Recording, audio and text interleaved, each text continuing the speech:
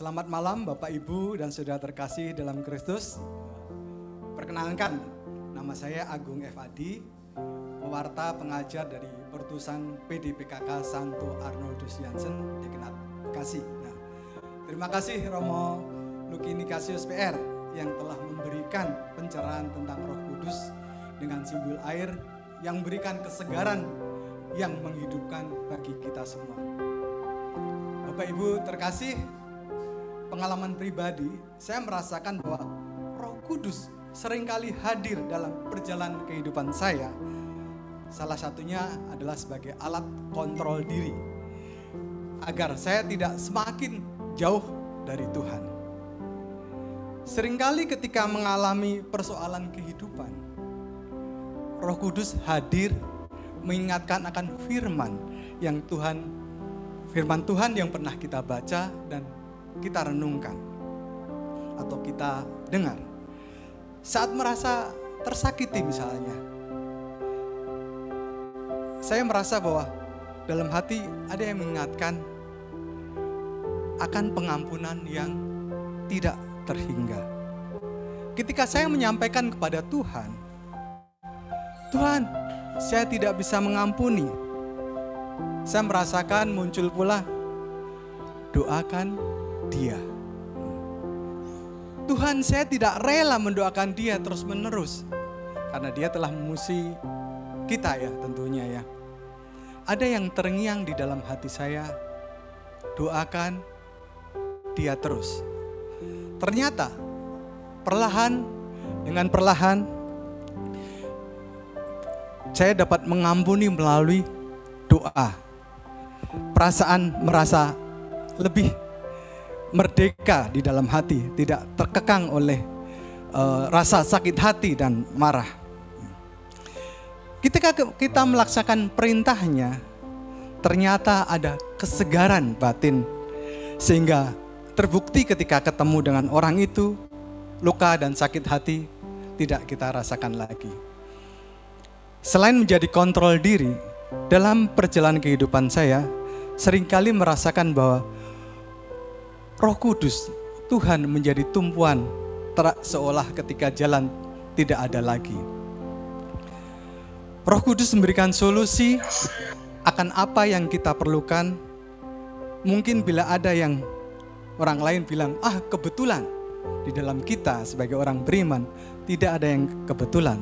Tidak ada sesuatu terjadi tanpa seizin oleh Tuhan. Seperti peristiwa setahun yang lalu, Bapak Ibu sekalian, ketika awal Februari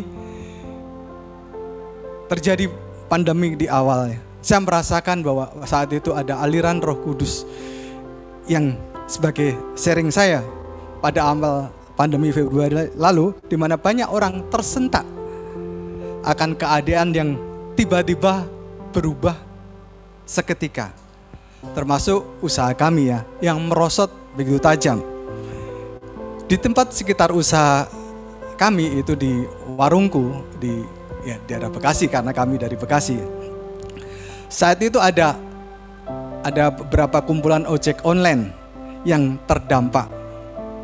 Ketika saya mendengar bahwa ada beberapa mengeluhkan bahwa sehari tidak ada order sama sekali. Waktu itu kan memang orang masih trauma ya.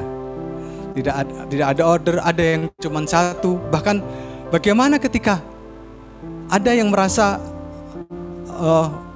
kesulitan ketika pendidikan anaknya, kemudian kesulitan ada istrinya sakit parah yang sangat mengkhawatirkan, dan masalah keluarga lainnya.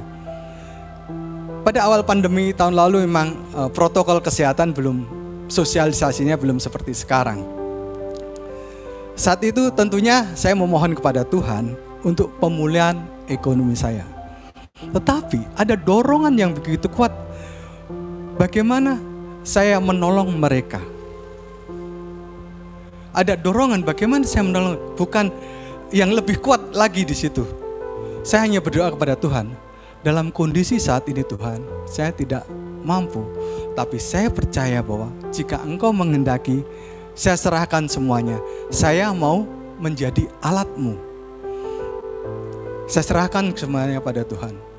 Ketika doa itu saya sampaikan, ada suara dalam batin untuk bercerita ke salah satu rekan saya waktu itu.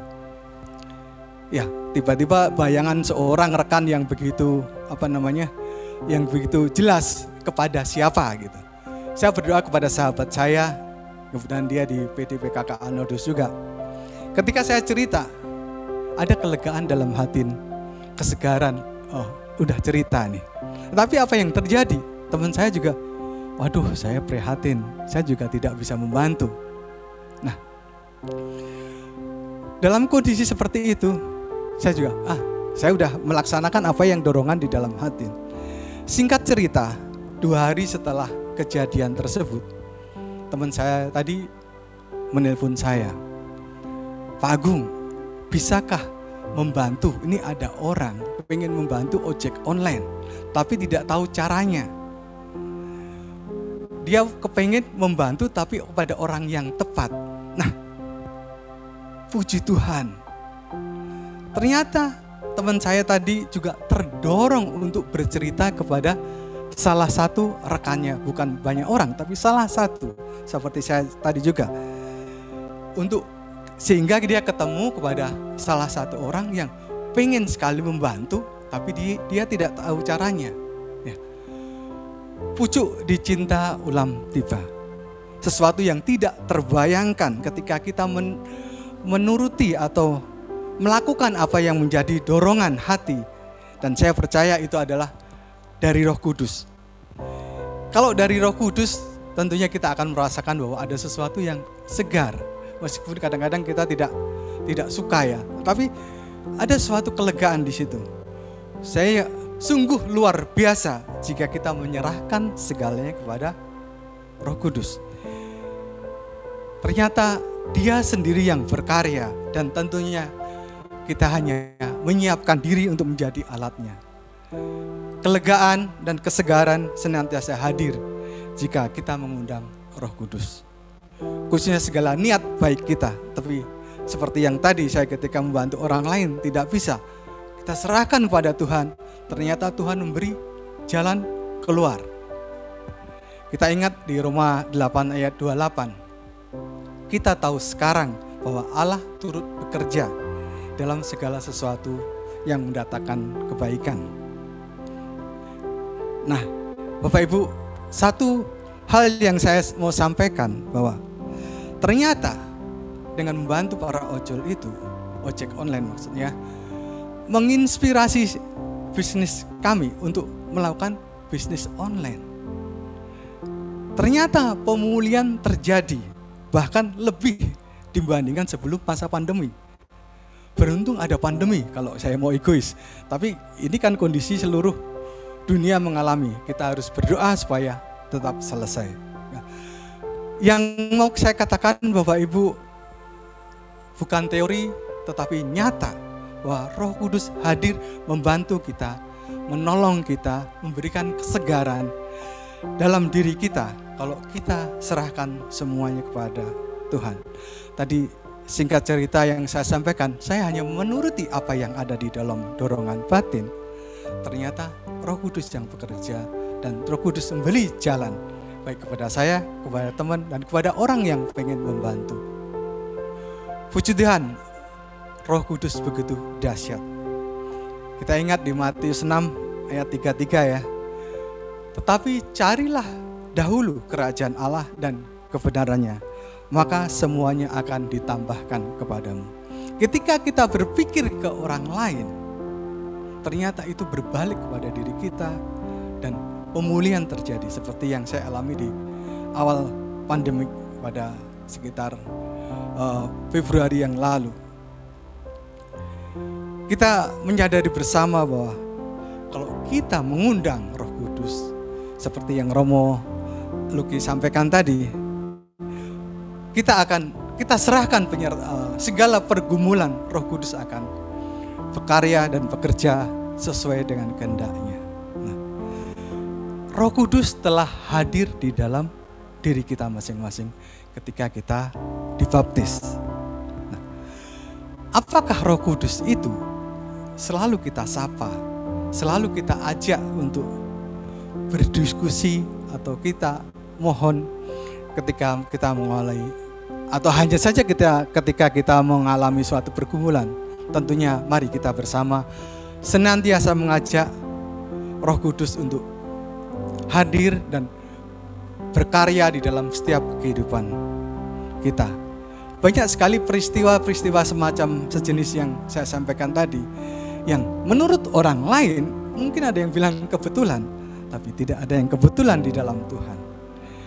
Banyak kisah kehidupan yang dituntun oleh Roh Kudus. Kalau saya merasakan melalui suara hati, ada suatu dorongan di dalam diri kita. Mari kita berupaya akan peka akan bisikan Tuhan. Roh Kudus yang memberi kesegaran dan memberikan kita kehidupan yang lebih lanjut lagi dalam ziarah kehidupan ini. Tuhan memberkati kita semua.